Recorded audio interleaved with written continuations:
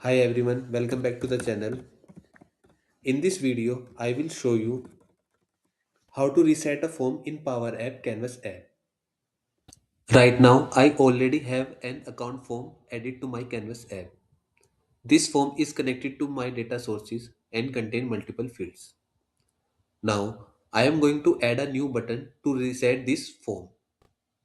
Go to the Insert and click on this button. So I will rename this button to Edit. Next, select the Edit button and go to the onSelect property. Here I will add the formula reset form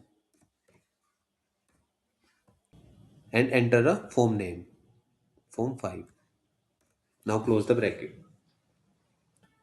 The reset form function clear all the value from the form and bring it back to its default state. Now view the app. Let me fill some data in account form.